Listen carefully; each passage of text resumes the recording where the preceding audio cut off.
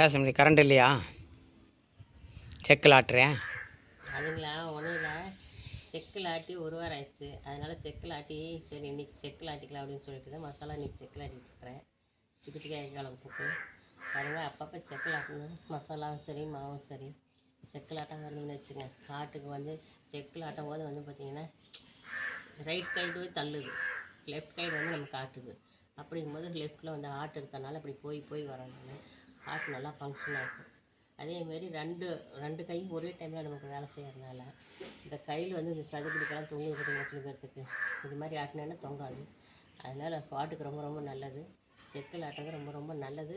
அதே மாதிரி குழம்பு சூப்பராக டேஸ்ட்டாக இருக்கும். இதில் 2 பெனிஃபிட் இருக்குது. அதுக்கோசரம் நம்ம அடிக்கடி செக்கில் போட்டு எடுத்துக்கணும். ஆனால் சில பேர்த்துக்கு இதோட டேஸ்ட்டும் தெரியறதில்ல, அதை ஆட்டினா என்ன நன்மைங்கிறது தெரியல.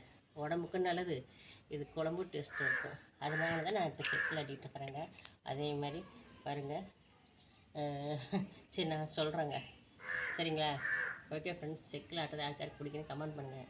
பிடிச்சிருந்தா லைக் பண்ணுங்கள். இப்போ பாருங்கள் மசாலா ஆட்டிகிட்டு இருக்கிறேன்.